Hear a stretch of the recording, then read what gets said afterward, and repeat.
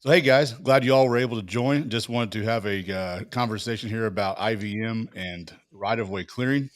I know at Atlanta Corp we get a lot of questions, and sometimes it'd be nice. I always thought it'd be nice just to get a group of people together, kind of experts in the industry, and just talk about what it is and be able to provide them that video. So that's what we're doing today. So we've got a lot of different people on this call, each with a different background, and kind of our goal here is to not necessarily sell. If you're listening, sell your right of way clearing in IVM, but tell you what it is and see if it is something you can incorporate into your program. So I know we've done it for a few different customers. Most of them, the big concern they have is budget. So we're going to talk about that. Another concern or issue they have is I don't know how to implement it, which obviously that's what all of us are for. So anyway, just kind of wanted to get everybody together and ask some questions that we think they would ask you if they were on here. So we'll go around and do some introductions real quick. So I'm just going to go in order on my screen. So, Scott, I'll start with you. Just tell us who you are and who you're with and what you do. Yeah, my name's Scott Wright. I'm a territory manager with Corteva. I cover the Midwest, but from a team approach, we've got specialists that cover anywhere from 2 to 6 states across the U.S. So people like myself can be contacted at a local level. Okay. Thank you, Scott. Dan. Hey, good morning. Dan Salas with the University of Illinois Chicago, where I direct our Sustainable Landscapes program. So we facilitate the Rights of Ways Habitat Working Group, and through that, we work on building connections, bringing people together to do more habitat conservation on energy and transportation lands. We also engage in research and education. We also provide tools and resources for industry and anybody engaging with them. Awesome. Thank you, Dan. Daryl. Hi, I'm Daryl Russell. I'm a marketing development specialist with Corteva. I have the eastern half of the U.S. and my responsibilities include developing markets such as the utility, pipeline, DOT, and so forth. Markets for my territory managers such as Scott and the rest of the organization for the eastern half of the U.S. for Corteva. All right. Thank you, Daryl. Tony. Yes, Tony Tipton. I manage the vegetation management program for NiSource. We're one of the largest, if not the largest, utility provider on the East Coast. We do gas and electric across 6 states, and we've got a pretty robust program for vegetation management across all those states. All right. Thank you, Tony. Mike. Yeah, Mike Redder with Pheasants Forever and Quail Forever. I'm our National Right of Way and Energy Program Manager. And then I also manage our National Seed Program, since there is quite a bit of overlap between the two. Typically, my roles are working with electric utility and right of way companies to build vegetation management plans to sustainably manage their assets differently and into the future. And that can involve not only the vegetation, externally, but also internal communications, stakeholder engagement, and then landowner engagement as well. All right. Thank you, Mike. Robert. Yep, I'm Robert Hoffman with Roundstone Native Seed. I'm a restoration ecologist and wildlife biologist here at Roundstone. I'm based out of Kentucky. Cover mainly the eastern U.S., predominantly southeast. 2 thumbs up for Kentucky. Good to see you, Robert. Good to see you. I wonder why you were giving a thumbs up, Tony. I'm like, man, Oh, yeah, we're both in Kentucky. Robert must have killed his introduction. Cool. So I think first question I'm going to give to Tony, just because you're kind of in that pipeline world and you're kind of the end user of this. So, Tony, I know probably one of the main questions that I get is how in the world will I ever get a budget for this, and how do I get started? So if you don't mind, just tell us a little bit about. And I know you were who kind of kicked this program off for NiSource. Just tell us a little bit about that process and any helpful tips you would have for someone listening in. Yeah, we've got a pretty robust program overall, and really probably the best approach for anyone that's just now entering into this IVM approach. and trying to establish a budget is the regulatory piece of it. Across most states, we do mainly distribution and some transmission. The public service commissions in each of those states want to see our right-of-ways accessible in case of emergencies for maintenance, and we also are required to do leakage inspections on all of our pipeline rights-of-ways every year. We go in cycles. Some are quarterly, some are annually, some are biannually.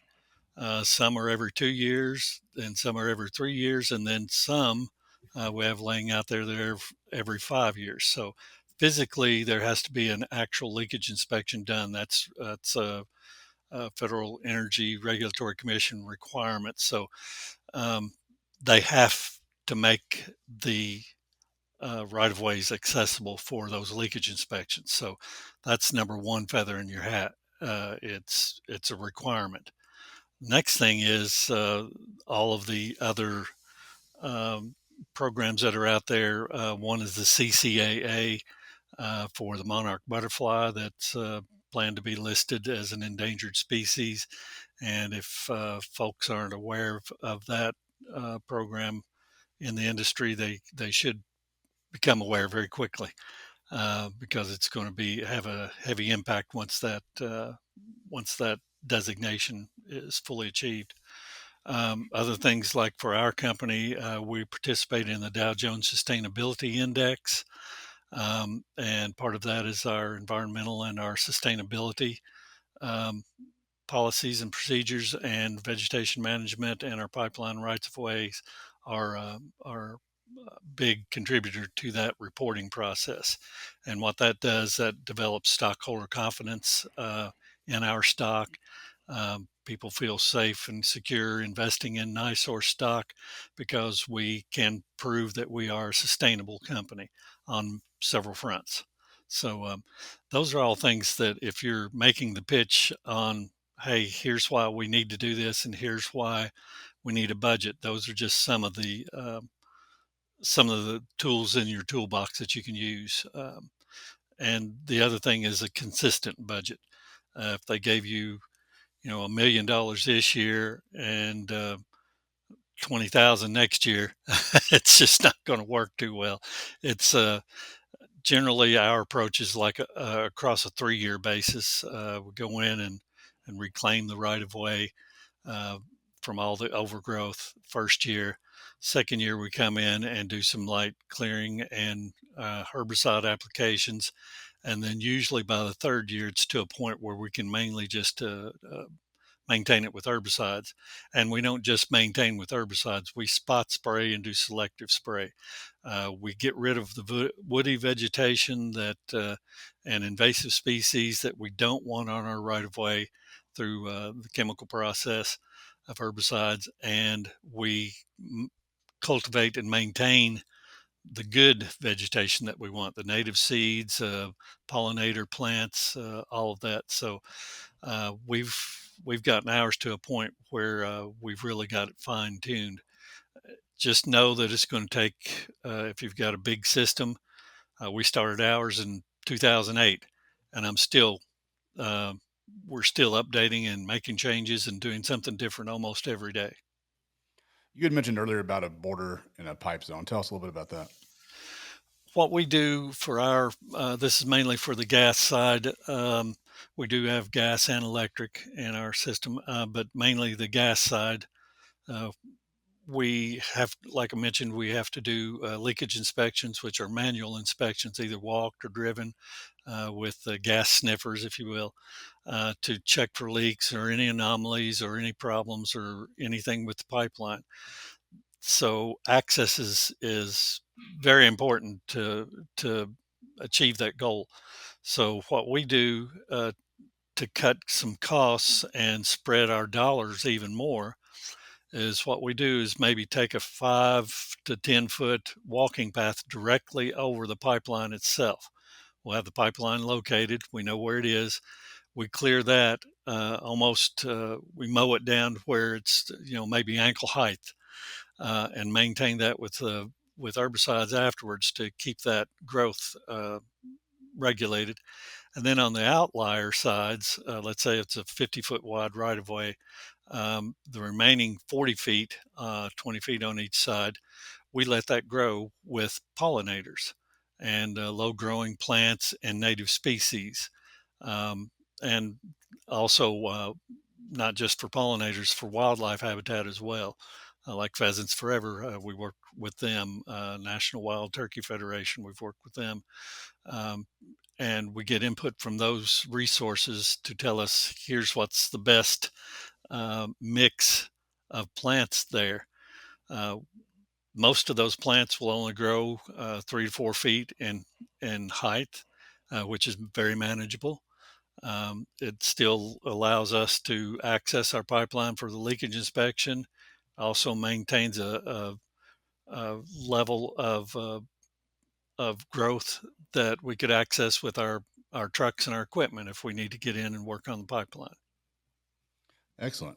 And because you brought up monarch butterflies, so then that makes my next question for Dan. So Dan, tell us a little bit more about the monarch program and how that can benefit and what these pipeline operators and utility operators need to know. Yeah, sure. No, and I thought Tony did a great job explaining, how their program works and why to do it. And so, yeah, he mentioned the Monarch CCAA, and CCA, we'll typically call it the Monarch Agreement, because the CCA is a candidate conservation agreement with assurances. That's a very regulatory specific kind of a name. But what this agreement is really focused on is encouraging companies to contribute and invest in conservation as part of their operations. And in exchange for that, they get some regulatory relief as it relates to the monarch butterfly. As Tony mentioned, it's proposed for listing on the Endangered Species Act. There's many other insects that are also in the pipeline, as it were, for future listings. And so while the monarch agreement is really focused specifically on that species, we're actively working with Fish and Wildlife Service to expand that to incorporate some of these other species that are on the listing horizon. And the whole goal of it is to, motivate beneficial actions. By doing that, people sign on to this program. They do some basic verification of the habitat that they are managing in the field, and they report that back to us. We aggregate that, share that with Fish and Wildlife Service, and in exchange, there's a permit that companies get that authorizes them essentially to do that work, and it authorizes what the service calls incidental take, which is the fact that sometimes when you mow, you might occasionally mow over monarch habitat or butterflies, but at the end, by doing these positive actions, the service has done the math on that, and essentially, we're creating more monarchs and more benefits and more habitat than we are through those impacts through adopting those different practices. That's excellent. And if you guys think about it too, I mean, if you look at like an average pipeline, for example, so land, of course, more in the pipeline space, but they're 50 feet wide. And you think how many companies own hundreds, if not thousands of miles of pipe, and that is a lot of acreage out there that can be utilized for this. Yeah, absolutely. They're critical stepping stones from, we tend to think, when we think of conservation, of like national parks, preserves, and these corridors are really, really critical as those connection points. And for some species, that's their core. That's where they occur. That's where they live. So yeah, that's a good point. Yeah. My next question would be for Mike. So one of the other questions we get quite a bit is, seed selection. Can, Pheasants Forever or even like Robert, you guys, how do I choose the seed mixture? What makes the most sense? I know a lot of the customers that we speak to or work with, they are doing kind of the pipe and border zone as well, where the border zone, may mean they mow that maybe periodically, and it's but at a high deck level. It's not low to the ground. You're not scalping it. In the center, they maintain that a little bit more for, like Tony said, that they'll maintain it for access, but also sometimes keep it shorter so you can see your line markers and stuff like that. But Mike, I was just curious if you could talk a little bit about seed mixtures, how long it takes to get an establishment going. I'm fully aware that sometimes that takes a minute, but just talk to us a little bit about expectations and recommendations you have. Yeah, so I'll talk real quick. I'm sure Robert would have some comments too. As we're, we both work in the industry and we do a lot with Roundstone, so we always appreciate them. But I'm going to say, nobody ever wants to hear this. Is it depends, right? It really does. So we really build out the mixes, or what species are going to be recommended are usually always going to fall based off of what ecoregion, these sites fall in, depending on what part of the country they're in. So um, first off, that's always the species of recommendations. Two seed mixes that are needed are typically always also going to be recommended based off of the management that's going to be utilized within the right of way and how they're doing it. Um, so again, certain species can tolerate, conservation mowing or high deck mowing. Some species just don't do well if you mow at all. Some species can take more mowing. The pipe zone, border zone treatment can be different depending on which company. So some are mowing those pipe zones. Others are using herbicide treatments to make sure there aren't any tall species, woody species, briars, brambles, anything like that. So they're going with more just a grass structure over the pipe zone, and then allowing the broadleafs and forbs and everything in the zone. So I'm just going to be very simple and say that it should be suited for the ecoregion that you're in and the management practices that you're going. But also know that native or deeply rooted perennial species are always going to be the species that we recommend, either in an interseeding restoration, or if you're doing the IVM approach, pipe zone, border zone, or any approach. Those are the species you're wanting to foster. Those are the ones that are going to be long lived, going to be drought tolerant. They're going to also then help you with that biological control, not allowing as much invasives as you can come in. Try to use that effect there, to use the natural vegetation also to help you with some of your control methods. So without getting into specific species, because the locality of where you're at and management will really dictate those, especially in restoration or new seedings. In interseedings, it's always going to be regionally appropriate. Deeply seeded perennials is where we're going to try to go to, whether we're fostering the growth or interseeding. And I'll definitely let Robert chime in to see if he has any additional comments on that. Yeah, I mean, I agree 100% on that. I mean, that's the good thing about natives, right? I mean, we're also used to, picking a plant and then putting it on the site and then trying to change a site to match that plant that we're putting there. But with natives, it's the opposite, right? Your site is going to tell you what natives can go there. So just keeping it simple, like Michael. So we work a lot with Michael and Tony, and things coming about. Like I said, we may have to get with Scott sometimes and say, hey, what kind of herbicides are we putting down? What are tolerant? What's not tolerant? And work it out that way. So that's the great thing about natives. It can be simple. They are slower to grow, like you mentioned. They take a while. So in this kind of environment, a lot of times we do use an introduced species as a nurse crop to help get some establishment fast. That's a big help in this environment. Get you some erosion control, and honestly, it just helps calm the client down, especially a landowner. You plant natives, and a few weeks later, they expect to see something growing, and that's just not how natives work, right? So the old saying with natives is they sleep the first year, they creep the second year, and then they leap the third year. So that nurse crop can get us that growth that first year. And then it also help hold in some soil moisture, get that erosion control, like I said. And then by the time year two, and do the mixture of annuals, biennials, and perennial species, so that next year you're getting some blooms and having that native habitat start jumping off. So you kind of answered my next question, but I'll just verify it. So probably if a entity was looking at doing this, 2 to 3 years is kind of when they could expect to see results. Usually it's a 3 to 4 years. We say, yeah, 3 to 4, yeah. For full growth. I mean, that's like completely full where you get most of all your species. But I'll reiterate too, is depending on the mix and the desired outcomes and the goals, there's also species that won't show up into year 5, 6, long-lived species that don't show up until later on, that are really there for the long haul. And like Robert said, with those annuals, biennials, and perennials, that's the variance, right? We can load up on annuals for as early as showy that we can get through that transition period, and biennials. But again, it's going to be those long-lived perennials that are going to show up. And that's for the full restoration sites. Like if we're taking it all down and bringing it back up. So not all instances or locations are going to need that. A lot of times it may be as, hey, we're going to do work, let's get a response. Maybe we put an annual nurse crop out, or what we call a cover crop, just to kind of do some soil erosion. Let's get a response, and then we'll just add in then what doesn't show up, or what we think or what we see that we're going to need additionally. So we do a lot of enhancement mixes or addition mixes. And then also, for using IVM, sometimes it's just slowly removing species that are incompatible or undesirable, allowing space for those existing or desirable plants to either expand or come in. And then each year, as we do assessments, then we can determine, do we need to seed? Do we not need to seed?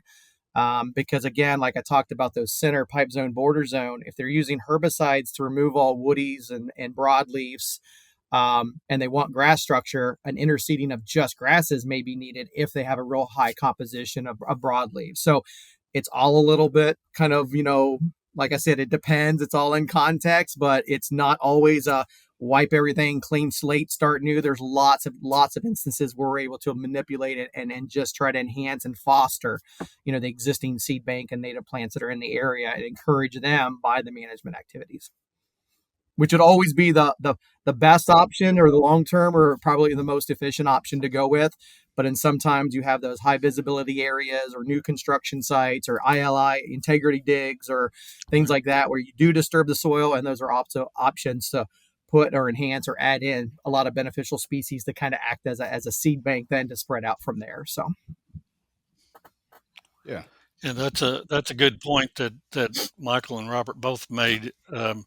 For new construction, for us, we try and make sure that that we put down compatible native seeds that were going to enhance the wildlife habitat, be pollinators, all of that, and resources like them are great to go to because they know here's what will work, here's what won't work based on your geographic location. If you cover multiple states like we do, what works in Virginia may not work in Kentucky, but what works in Pennsylvania may work in Ohio.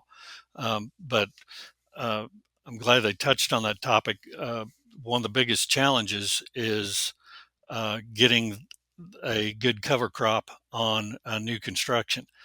By our standards and by regulations, generally, we have to have a cover, grass cover on our new construction once we're done within 30 days. And as most of you know, pollinators won't grow and cover within 30 days. So we've had to blend some grass mixes, and that's where people like Michael and Robert come into play.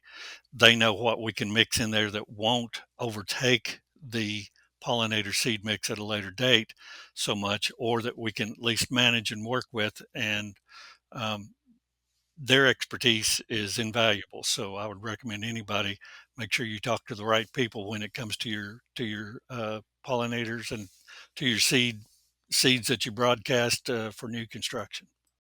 No, that's a great point, Tony. Kind of leads me to my next point a little bit. Scott and Daryl, whoever wants to take this question. So obviously we've talked about seeding, but we all know that with that you also must control, like they mentioned, the woody growth, the undesirable vegetation. So that's where you guys come into play.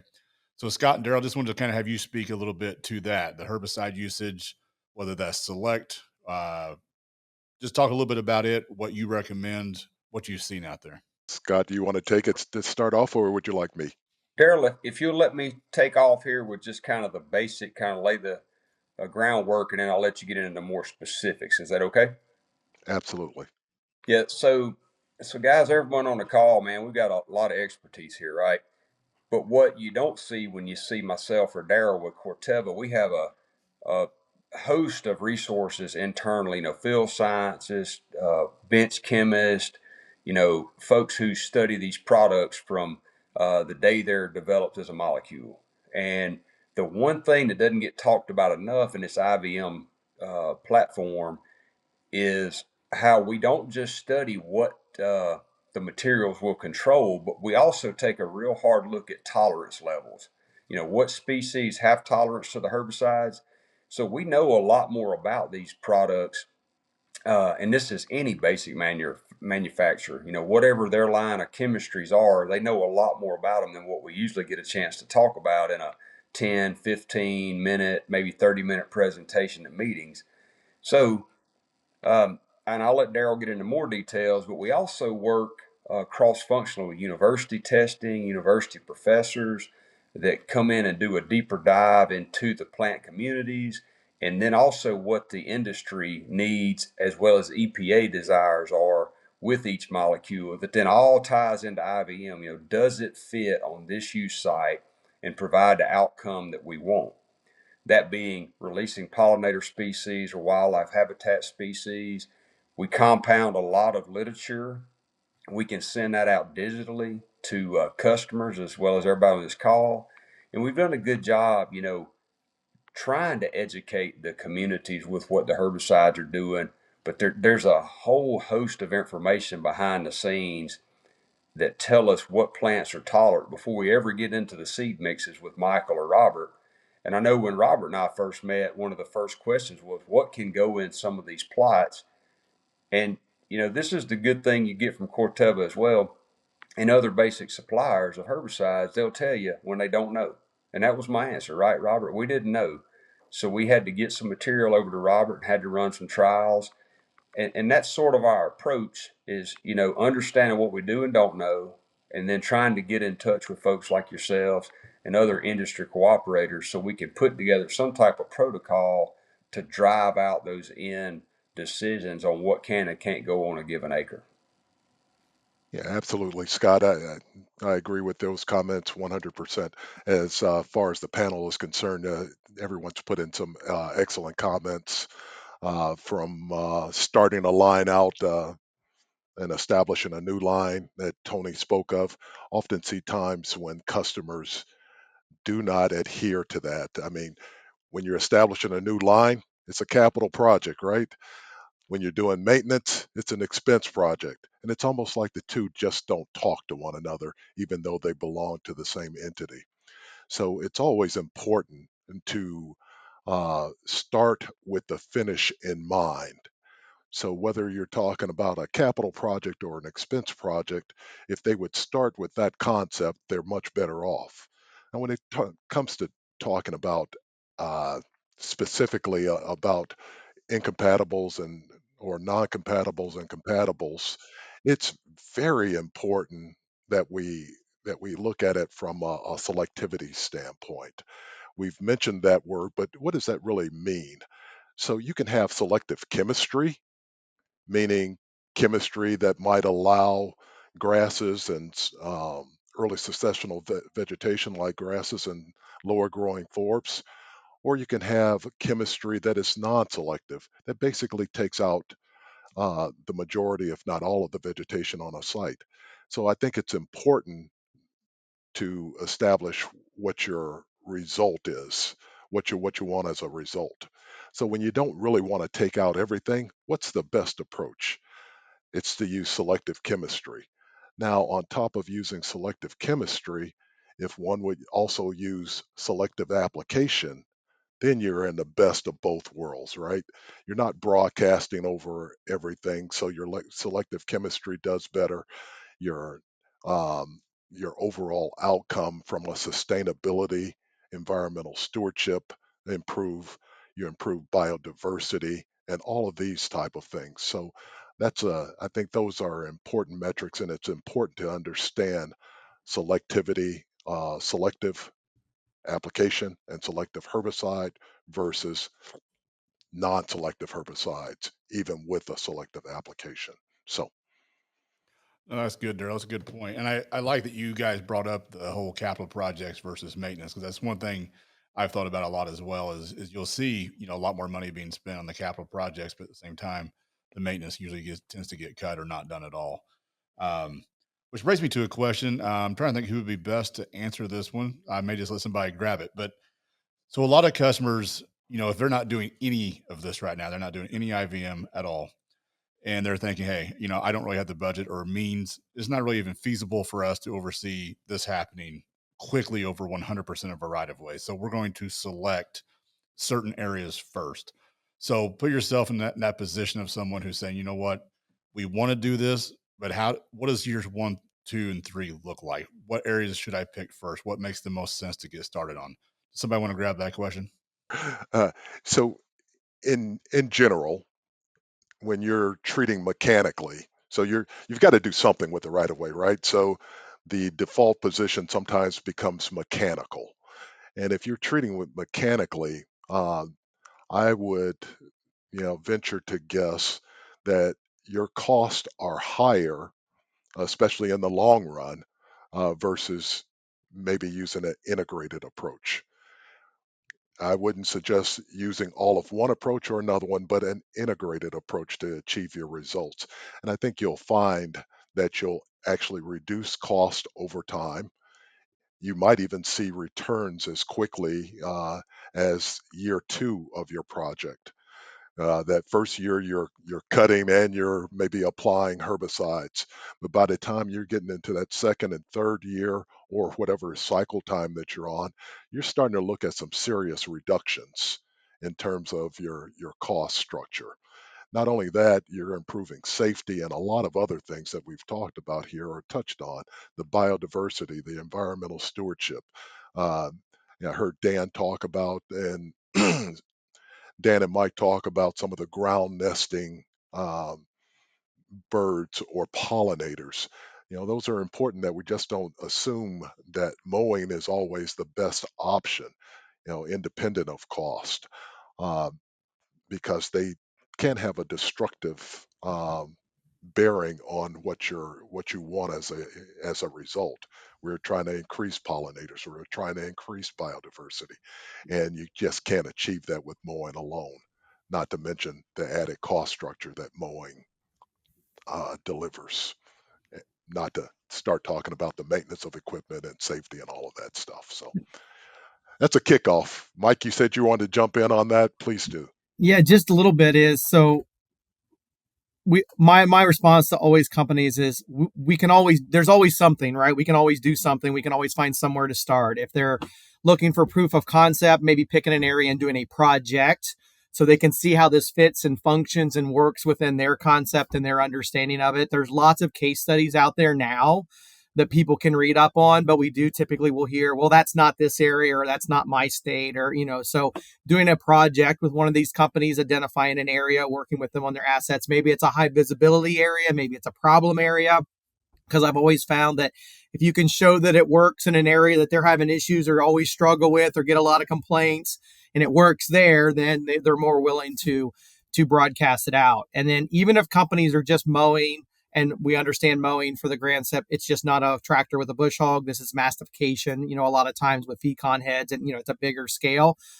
But timing of when we do these things is an IVM, is an integrated veg management practice, right? Going from just regular mowing to conservation mowing, raising decks and moving at a different time is a change in practices that can have benefits. So we can adjust a lot of different things by just finding out, okay, why do they want to make a change? What are they interested in? What are their goals?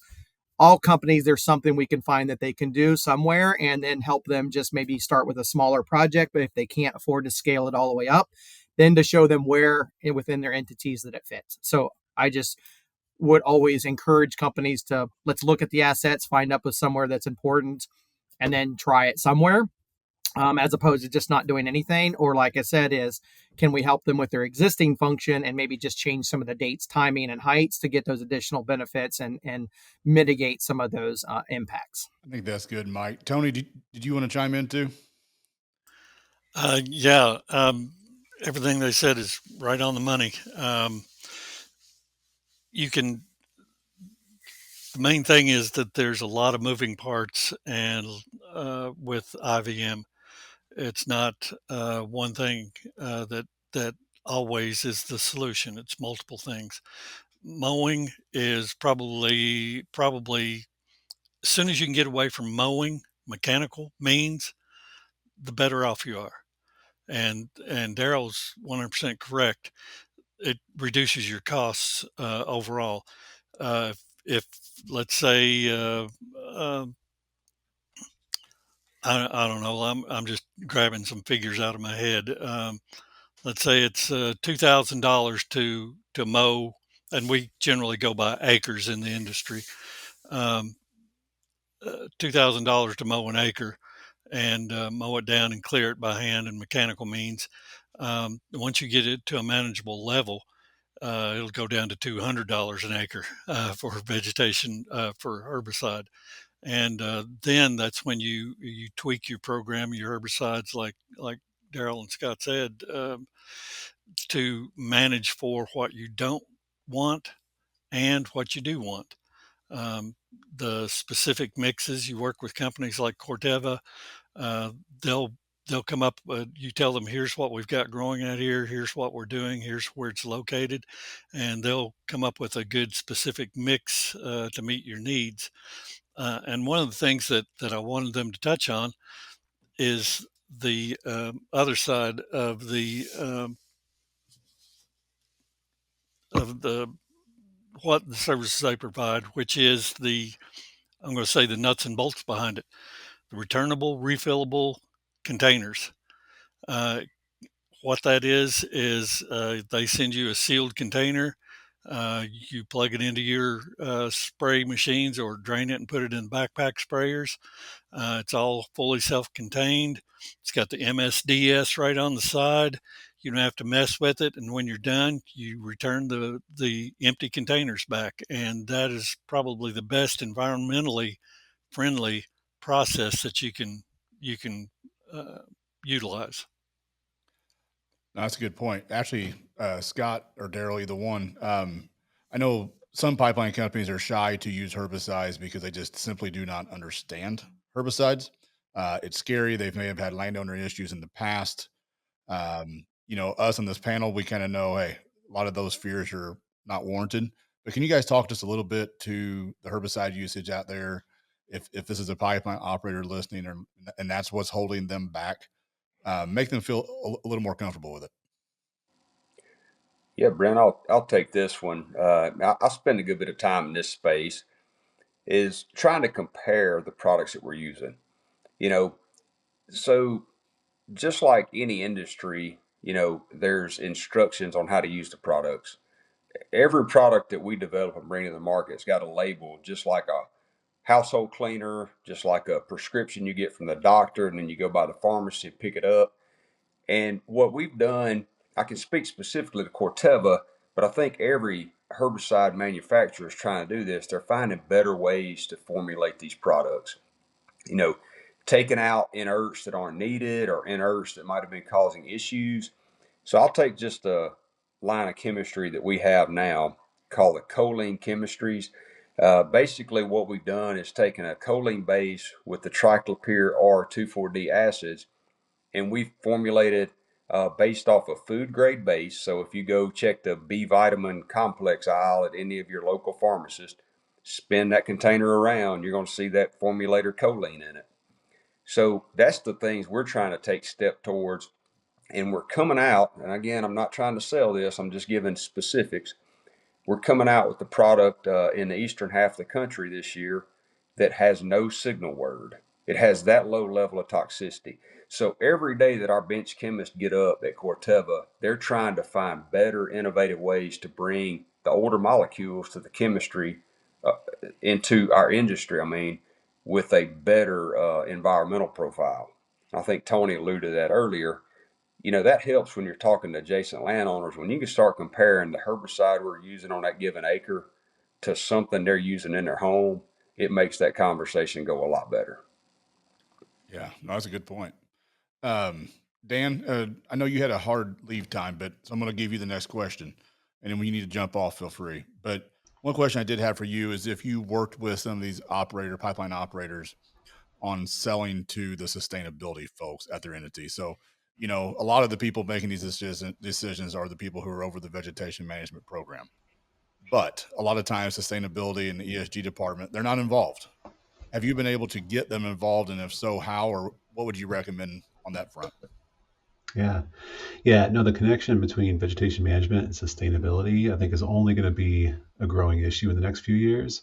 There has been a lot of work in the sustainability field and reporting that has incorporated aspects of nature and biodiversity into it just in the past 2 years. And so this is just coming to a head for some companies, especially ones that disclose through some of the corporate disclosures. But even if they don't, I think you're going to see increasing pressure from customers, from investors to contribute and show how you contribute to sustainability. Tony mentioned that earlier, that's a driver for their program and what they do. So a lot of times, we've heard of vegetation management programs essentially being asked from, somewhere, either executive leadership or in sustainability, hey, we have to respond to this. What are we doing? And I think for those programs that already are thinking about it, who are already incorporating it, the vegetation management programs, the better off they are, right? It's always nice to respond, well, this is what we're doing. This is what we have. And so, I think I've seen it driven both ways. I've also seen where vegetation management programs start doing this work from the ground up, and then tell that story. They share that within their company, with their customers, with their stakeholders, and they see how it resonates, right? Because all of these pipelines are running through communities, through backyards, also through parks and preserves. But each one of those intersections is a connection point with those people locally, and that's what a lot of the sustainability stuff comes down to. I mean, we're talking about pollinators, we're talking about grassland birds and native species, and certainly, if done well, right, it can benefit all of those things. But the people that care about those are the ones that are giving the company the social license to operate essentially where they are. So I would say we do have some resources on our website to kind of help get people introduced into this idea, and we have more coming. We've been convening meetings around this topic too. I would say from a practice standpoint, these are the things that we're talking about here are exactly what companies should be gravitating to, right?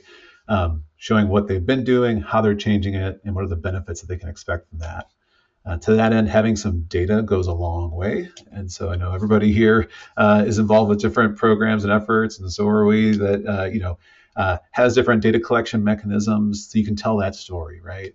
We're not looking for people to write theses and research papers on this necessarily, but having something that you can show, this is what it was, and then we made these changes, and this is what it is now, and where it's going. That's really, really powerful. And so I'd say that's a really important aspect of all of this, is kind of tracking that progress, telling that story. Beyond that, you can get into some specifics. Certain sustainability disclosures and reporting methods require certain things, but a lot of that comes back down to how many acres are you managing? What kind of habitat is it? For what? And what are you doing to reduce that impact and also improve it for wildlife? Yeah. And Dan, you may know this question as well, so I may give you this one, but the API, what are they recommending more exactly for pipeline? Yeah, so API, or American Petroleum Institute, a couple of years ago put out some guidelines, conservation guidelines for pipelines. And I will say that was published really before this push for a lot of sustainability changes came out. So that guidance doesn't specifically address that component. But what is really good about the API guidelines is that just like a good IVM program, right? You have to step back and first start and think about, what's your objectives? What do we want? And really organize your management program around that question. And when it comes to conservation, being really clear about that is important, because then that can really drive what tools you use, what's the timing that you're using, who's involved with that. One aspect of the API guidance is really to start with that, knowing what you want to go, what you want to do.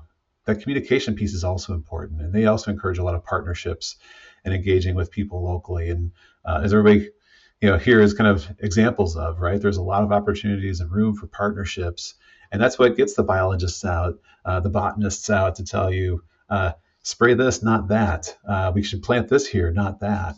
And so that level of detail really is where partnerships really become really, really important. And so those are all things that are emphasized in that guidance. Okay, perfect.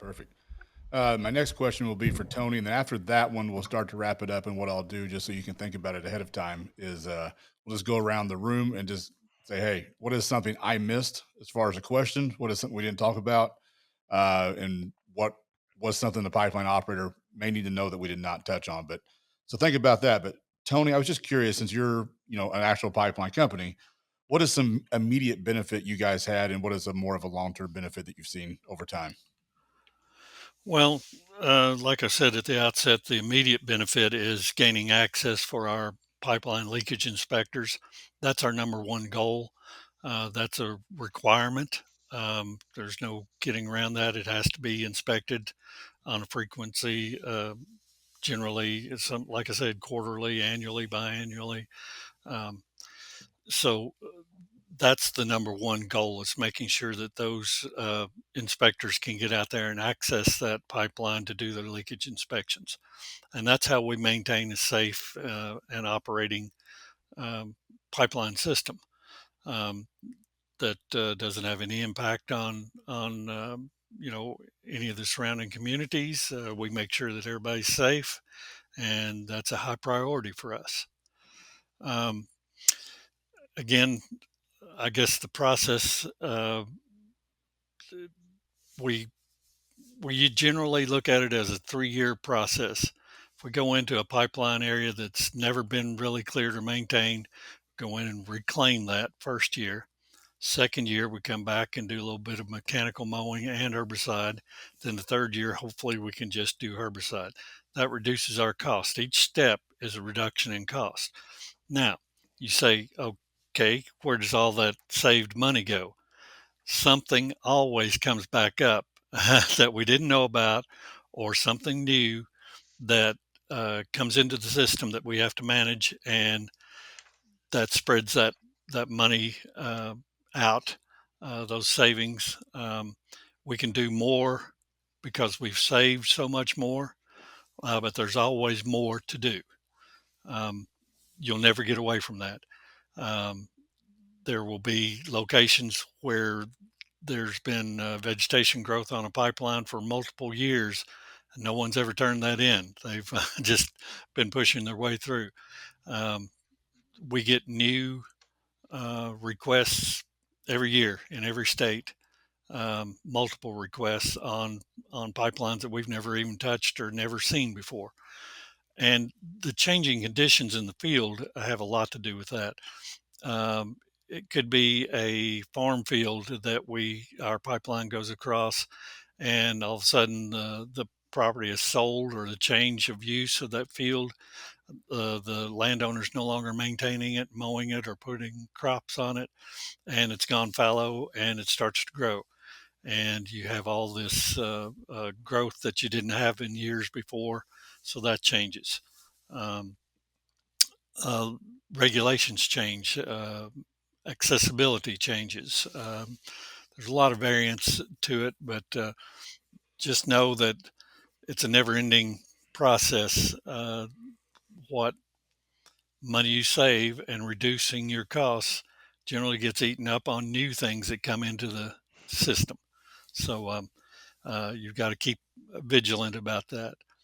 Um, but other than that, I mean, we've worked with one thing that I want to mention that we do also outside of just on our pipeline rights of ways. We do establish and partner with other companies, other entities that have our pipelines maybe across their property, but in a separate location. We partner with them, big corporations like Caterpillar, Toyota, a lot of the department's transportation, and we work with Robert and his folks and develop pollinator seeds that we can develop an actual pollinator garden, if you will, along different locations. And those companies are eager to develop something like that with us, because they know how good it looks on their bottom line and how it affects their bottom line. So the more partnerships you can develop with outside entities, the better off your program is. No, that's good. One question I want to add before we go around the table for the final, and I thought of this because it's a question we get quite a bit as well, and I'll let one of you answer it, but I'll let whoever wants it take it. But pipeline right of ways are right of ways that are narrower than 50 foot. Oftentimes, when they do their aerial patrols, that is difficult to actually see through a canopy. So they will do canopy trimming. If the right of way is wider than that, sometimes they can get by without ever doing canopy trimming because the right of way is visible from the air. So I was curious to see what you guys would recommend. We've talked border zones, we've talked pipe zones, but let's say someone listening has to do canopy trimming periodically, whether that's every 5 to 10 years, whatever that is. What would you recommend their program be for basically mulching up or getting rid of those limbs that have been dropped without messing up an IVM or habitat program? Well, I can jump in and tell you what we do. That side trimming work, if it's small enough, we'll take that brush and those limbs and put it on the pipeline right away, and then come through and mulch that up. And that helps put nitrogen back into the ground, helps everything grow. And that's generally how we do it. If we need to haul it off site, we will, but generally we mulch those up and spread it back out on the pipeline right away. Perfect. Anybody else want to add to that, or Mike, if you want to add to it, feel free. You are I can just currently jump muted in for a as well. couple comments for some of the plans that we've worked with a couple of companies. So one is talking to companies to go from side trimming to look at using drones and herbicides, right, to start chemically trimming and maintaining the right of ways as they start looking at this long term, right? Because it's a future. Is if you do this, can we? Because essentially, you're starting to train the trees to grow the opposite way, essentially, right? So and working through that process, but they are if they are using the side trimming, like what Tony said, bigger trees like that, more companies are stacking along the side, whether it be in piles or rows or kind of windrowing where they can to try to eliminate bringing in the fecon and the mastification, because anywhere they do that mulching, that's a disturbance. We typically then see invasives and unwanted, and it kind of resets some of those cycles. Not all the time, but it can. So that's just something to take into consideration. And then one of the things that they've talked to is like chipping, right? So can they take those and chip them and blow the chips either to the edge of the right of way or back onto the the landowner that has a lease further back into the property? Anything you can reduce the disturbance of the right of way itself and creating all that bare ground and creating that, incorporating that soil and disturbing, just eliminates the potential for additional bringing in invasives and recycling and then having to go into that addressing. So on the side trimming, that's some of the conversations I know that we've had with some of the partners that we work with. Yeah. One thing I may have you talk to real quick, Mike. So with Lantern Corp, we obviously do what we're talking about here, but we also do a lot of the mechanical as well. So the mulching, mowing, canopy. And I know when it comes to mulching, that's always needed because a right of way has a lot of woody growth. Otherwise, a fecon or mulching head is not really needed. A mowing head is needed. But the other risk of that is, from a safety standpoint, a mowing head on a skid steer or tractor or whatever is likely not going to ever damage exposed pipe. We all know that a mulching head, if there's pipe exposed that the operator does not see, a mulching head is not a good thing to a pipeline.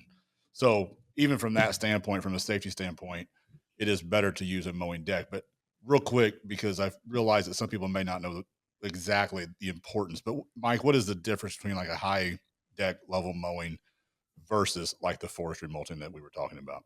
Just briefly Yeah, explain so kind of. there's regular mowing, what we call conservation mowing, which is raising the deck to somewhere between the 12 and 18-inch range, depending on equipment and location.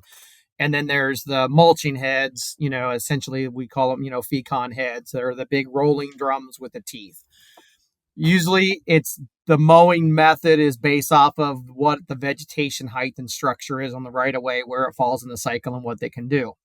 The whole reason to talk IVM and using selective herbicides and going through this process is to get away from essentially ever needing to use the mulching heads, and then only using the mowing decks, or if you need be, to access areas for construction or ILI digs, repair, or if you have to do inspections. So essentially, we're trying to just essentially remove mowing permanently as much as possible, except for those access issues that you access when you have issues or access when you need to for inspections or timing. So because mastification, when you're shredding woods, trees down, it does two things. One, you knock them down, the trimming, and then to incorporate that, because you have to incorporate those woodies like kind of into the ground. If you leave big chunks of wood sitting on the ground, it's going to take very long periods of time to break down. 20, you need carbon to nitrogen 20-1 for decomp and all that good stuff. We've even had issues on new lines where they've had 6, 8, 10 inches of grindings, right, sitting there, that then you have to address that to even be able to get, vegetation to grow. And so we're kind of, that all leads into building these best management practices for the capital side of this, right? New establishment, being able to incorporate those woodies that's from that mastification, like that Tony said, to have soil. If we have a lot of it, we can add nitrogen to help with that breakdown so that we get soil and we can get a firm seed bed and we can get seed to actually be able to grow on it and not show up for 6 months and then turn brown and die off, which happens a lot. So mastification is essentially a big rolling drum that just shreds stuff and put big chunk like mulch in your yard or you see around there. It's all over the right of way. A little bit of that is okay. Too much of it, then we have to start addressing. Mowing heads are going to disturb soil, and you have seed bank that's sitting in that soil. It's both good and bad. Pandora's box. You never know what you're getting. Typically, though, when we get that, it's usually the bad stuff that we see first, and then that leads to we need to address those with chemistry or something to keep them from spreading. But mowing with a regular deck at 6 to 8 inches can change the vegetation composition on a right of way. It'll mainly focus more towards grasses than it will flower and forbs because of just the stems and how grasses and forbs grow in different things. It's not really great for natives of any kind, whether it's grass or forbs. It leads to more invasives and or turf grasses to kind of take over if we constantly do short mowing. Mowing at 12 to 18 inches tall does a lot of things. It keeps us from scalping the ground. It's more efficient for the mowers and the tractors. They work less, they use less fuel, so they last longer. There's less vibration and shaking.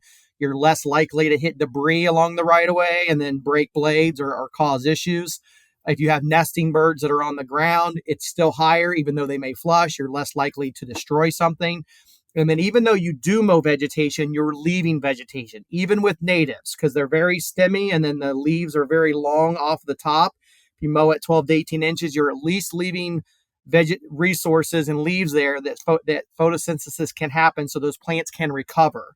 If we take that away from them, then they constantly are using root reserves, and over time, that's also what helps cycle them out. So it entices or induces the beneficial plants to continue to grow. They will reflower and grow a little bit. They just probably won't reach as high. So you can use conservation or high deck mowing, as a height management activity you can during certain times of the year.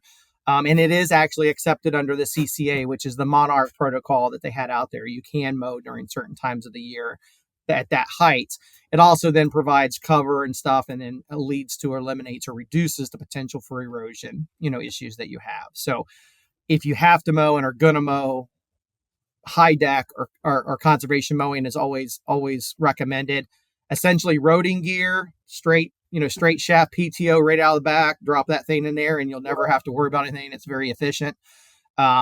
But if you do need to mow for construction reasons or integrity, or you have to do inspections, that's going to happen occasionally. So a one-time mowing here and there isn't really going to hurt anything, especially if you try not to scalp and, do everything at 6 to 8 inches is okay. But the massification or the drum is always going to cause a disturbance. And that's probably the least beneficial and the most impactful one that's out there on the right of way. Yeah, no, that's perfect, Mike.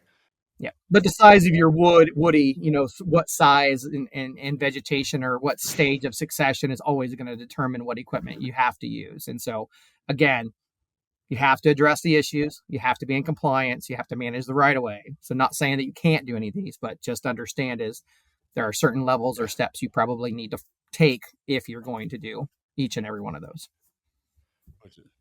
Which is definitely why they call this integrated vegetation management. I think Daryl hit on that earlier too. This is a mix of mechanical. This is a mix of herbicide, native grasses, and pollinators.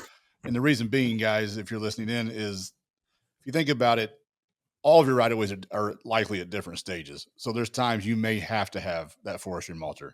You may be able to just mow, but the whole idea behind IVM as a whole, at least from where I'm sitting, is it's reducing the frequency needed for those type of activities, whether that's mulching, whether that's mowing, by using herbicides, by using the grasses and natives and stuff like that will choke out that woody growth. Because at the end of the day, if you're a pipeline operator, you do not want woody growth and trees above your pipe for multiple reasons, safety reasons that we all know. So the right-of-way clearing program, the main goal, if you had to define it to one thing, it is to reduce woody growth. And I guess where I'm at, some people would say, hey, why in the world is he doing a call like this whenever we make most of our money currently still off of mechanical means? It's because we'll still make money off of doing it with herbicides and other stuff as well. But it's because we know what the goal is. And that goal is less woody growth on the right of way. And like what you guys are saying, if we can bring in a pollinator habitat, if we can do the low-lying grasses, and if you guys listening are thinking, hey, how do I start this program? I was going to say this earlier after Dan, whenever he jumped off, but a lot of people wonder, how do I get this started? Where do I go? If you look at, hey, we have a hillside maybe that has erosion issues, or it's honestly just a little bit steep for most mowing equipment, or there's shallow pipe in that area. We shouldn't have equipment above that pipe. that to me is a perfect area to go ahead and introduce this type of stuff, because it's a lot easier to throw a backpack sprayer on or have a sprayer remove that woody growth, get the pollinators, get the grasses growing. That doesn't need to be an area, in my opinion, that we have equipment on. So that's a perfect candidate. You go through a park, you go through a nice residential area, your right of way is near a bike trail. Those are all perfect areas to get started. So, guys, if those listening, if you're wondering how do I get this going, I would put on GIS, put those areas on there, start there. If you've got open areas through the middle of farm fields that are easy to access, flat, whatever, maybe do those last, bring those in at a later date. But um, with that, we're right at an hour, so we'll just go around the table. I'll just call your name and think of something that we haven't touched on or something you think you're more of an expert in. We'll kind of keep it short, but something that would be helpful to a pipeline operator that's listening to this call so far. What is one question that we have not asked or something we've not addressed? Let's start with Daryl. Ah. Put you on the spot, Daryl. Hope you were ready, buddy. It's okay, Brent. The issue here is trying to limit it to one thing. We touched on a lot, and what I love about what took place here, and thank you for gathering us all together, is it was a team approach to answering the questions, providing information. And it's very much that same way. That's what you should look for when you're doing right of way maintenance. You may be a vegetation manager. You may have just been given the job of vegetation management, especially if you're from the oil and gas pipeline. Traditionally, that's been a area where mechanical has been used, right? So you want to consult with someone or consult with a whole body of someone's. You want to gather together a team. You want to get a Mike Redder or Robert in the room. You want to have a Scott in the room, and you want to have a Dan Salas. You might want to call Daryl up on the phone, just so that you have complete information. I love the fact that you started off with, how do you get started in this? Well, that's the way to get started. Consult with people that have been doing it for a while. For us at Corteva, a lot of times your pipeline right of ways are adjacent or parallel with electric utility rights of way. We've been doing selective brush management and selective vegetation management on those right of ways for over 3 decades. And we have a lot of information. We have a lot of the results that you're looking for. And we use a team approach on the inside. So that's what I would say. You've got a set of goals that you want to accomplish, get those goals out there, and then go consult with a team. And I think that's where you'll have the most impact, and it'll give you a way of getting started. No, that's perfect, Daryl. And by the way, Daryl, if Corteva ever decides they don't like you anymore, dude, you got a radio voice, man. I've been told that before, Brent. The problem is I've got a radio face too. So That's funny. That's funny. No, that's good though. Let's go with Robert.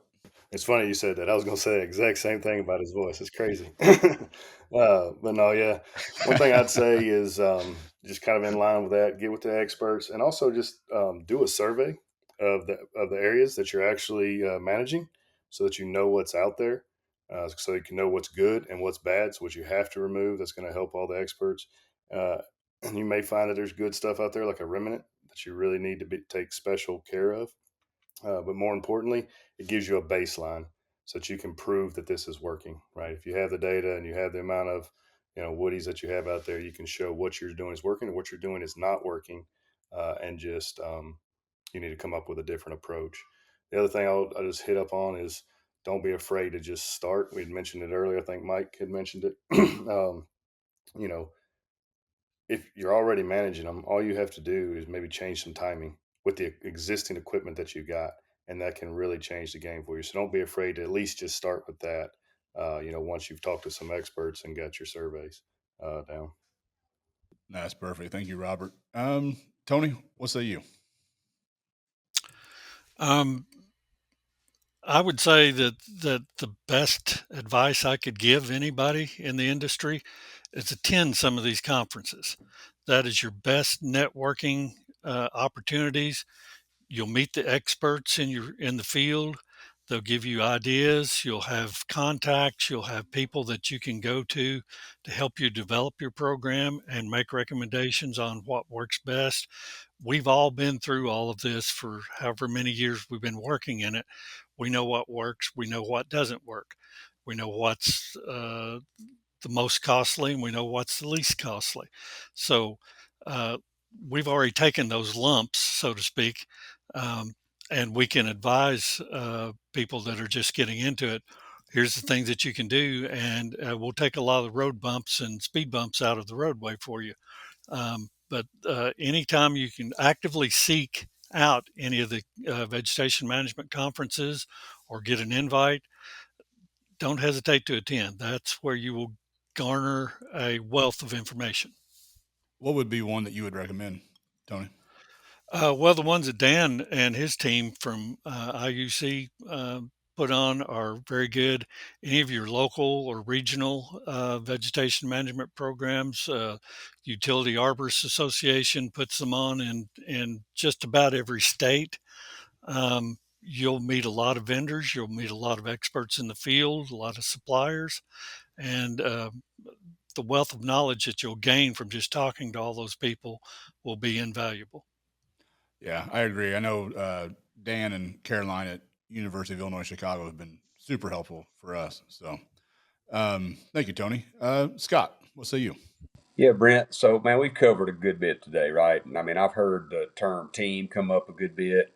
That's crucial. I mean, you got to get a team of people around you to get started with that end result in mind. I think one of the most misunderstood things when it comes to the herbicide component is we missed the season. Well, that's not true. Daryl and I worked together for several years, and we formed teams internally to try to find ways to use herbicides 12 months out of the year. So there's dormant stem applications, there's basal applications, there's cut stump applications, foliar, side trimming. Michael brought that up earlier. That's a viable option now with our selective chemistry lineup, where we don't harm the things we've been achieving next to that overhanging brush. We can go in and selectively remove that. So we've learned a lot over the last 3 decades about what our herbicides are capable of, and a lot of customers don't know that. When they come up to our trade show booth, like Tony was talking about, get involved with the local, regional, or even a national organization, because we're always finding out new things, either from each other, from internal, research folks, but mainly being able to utilize these herbicides as tools 12 months out of the year is probably the biggest thing that surprises most folks when they stop by our booth at a trade show. I'm glad you brought that up because we hadn't hit on that yet. Isn't that's true? And a lot of people just look at herbicides as being something that is a foliar application. So it has to be green outside. We have to spray the leaves, and that's how we control the vegetation. So I'm glad you brought that up, guys, because it can very, very much be a year-round endeavor. So thank you for that, Scott. Absolutely. Mike, what say you, man? Okay, how much time do we have? No, I'm just teasing. No, Robert kind of brought up mine. It was, assessments and monitoring are a main component of any vegetation management plan, especially in the IVM world. We can't work with, Daryl and Scott on their teams, if we don't know what species we need to treat and what we need to start. So not only do we want to turn species brown, we're interested in what's going to turn green next year, right? So the beneficial stuff. And then the results, right? Did we achieve what we were going to? Do we have to adapt the plan? Do we have to change the chemistry? So that's why that long-term cycle makes sense of, we do build the plan, see what's there, build the plan, implement it. Now we need to go back and assess what, did we get the outcomes? And then it's a process, right? That's the biggest thing is IVM is not a 1-year thing. It is a cycle. It is a process, and the longer you're in the process and in the cycle, the more the cost savings in the long term you're going to have. But the biggest thing I think for pipeline managers to understand is internally, this radiates across all platforms. By doing this, we can talk about whether it's water quality, carbon capture, pollinators, wildlife, whatever it is that they're interested in, but also the landowners. So you talk about how do we convince them and talk to them? Well, once we find out what's important to those landowners or that one community, we can talk about how managing the right of way in this way is most beneficial to those interests via X, Y, and Z, right? So we know that deeply rooted perennial plants, managing with IVM and selective herbicides, one selective herbicide around creek and open waters, other one on this area. It's not the glyphosate, flat spray that everybody's concerned with. It allows to tell that story and that landowner engagement, which I think is really, really huge within that communities that they work in. Some of those relationships have been strained over times and years, but again, this is a way to open up those line of communications and then talk about how this is beneficial to the things that they feel is important, and then also internally, right? You can send that message up the same way. So no, that's awesome. That's also a very good point to kind of end it on, Mike. Is it's one thing we didn't talk about really on the previously is the impact this can have with your landowners. So most pipeline companies, your pipeline's crossing hundreds of different landowners, and you want those relationships to be good, because if you have, or you need to do a dig or a repair or something like that, you want them to be able to nicely and willingly let you on that property and access that area. And I think pipeline companies have, over the years, some of them have gotten kind of a bad taste in the mouth with landowners. So this is a good way to kind of build that public image, that trust, the perception. So this is just another tool, like you said, to kind of put in that belt of public relations. So thank you for sharing that, Mike. But guys, we are at an hour and almost about, looks like 10, 11, 12 minutes. So I just want to say thank you all for jumping on. I think this is super beneficial. If I was someone thinking about doing this or curious what in the world it was, I think this was an excellent hour and 15-minute tutorial. So thank you all for joining. We should have this ready in about a couple of weeks. So hopefully you guys can share this with your people. But guys, thank you for joining, and it's been a pleasure. Thank you for pulling us together, Brent. Yeah. Thanks, everybody. Y'all have a nice Happy holidays.